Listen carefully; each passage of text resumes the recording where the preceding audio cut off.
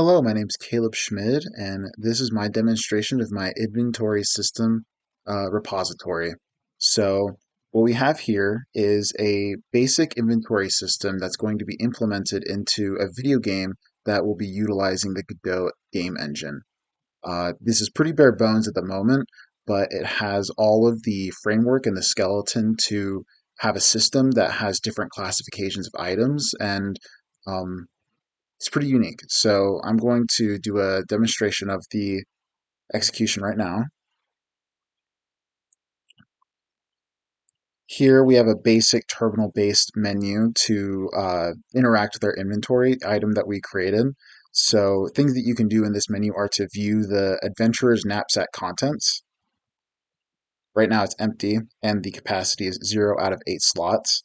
If we choose to add an item, we have a range of different items we can use, such as a health potion, a ghost veil, or chain lightning. I'm going to add a gravity bomb by pushing 6, and it was added to my adventurer's knapsack.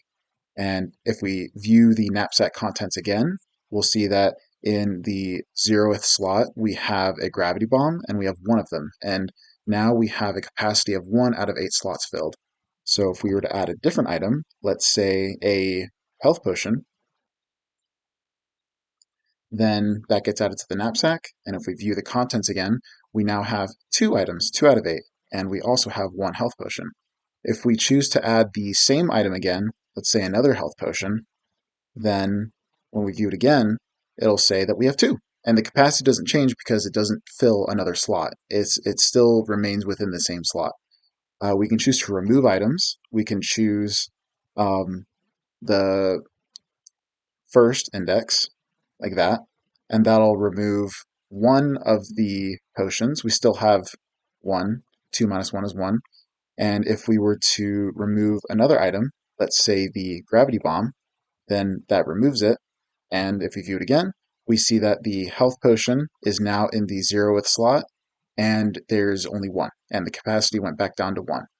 And in order to clear all items, we just click 4, and it removes everything, and our inventory is empty again. If we push 5, we could see all the different items that are available inside of our system. So, and all of these have different values.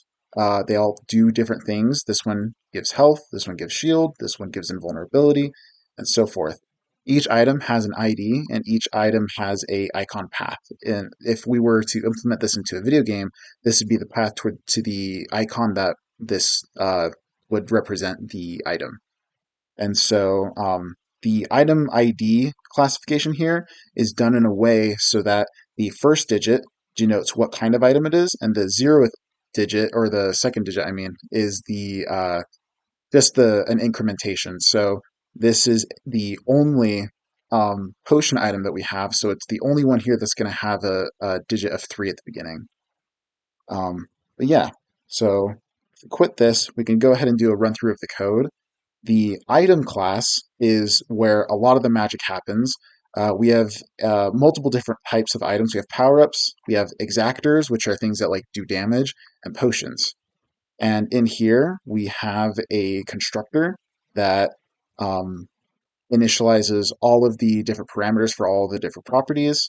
We have a range of getters, such as the item ID, display name, description, and so forth. We have a couple of virtual uh, functions here, such as get type and use, and by having it be equal 0 here, that makes the item class a pure virtual class, which means that you cannot make an item class. It has to be one of the subtypes. So the subtypes include the power-up, exactor, potion. And if we go inside one of those, such as the gravity bomb, we'll see that it has its own constructor. It inherits from the exactor, and the exactor inherits from the item.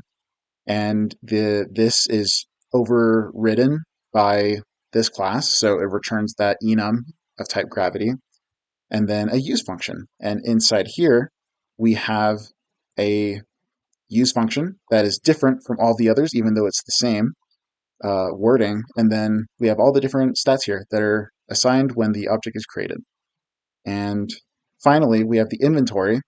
And this inventory allows us to hold these items They're all held within inventory slots, which are a structure that has a pointer to an item and an integer that holds the quantity. Here we have a constructor where the default capacity is 8, but you can set it to whatever you want. You can get capacity, get size, check if it's full, check if it's empty. You can get a pointer to an item in a certain index, get quantity, find an item through its index, and then add, remove, and clear items. And then we have a fancy little overridden insertion operator here too. So yeah, and then eventually this will have a pointer to a player so that when the player uses an item, it'll actually affect them or it could affect the board around them. And yeah, in a nutshell, that is my project.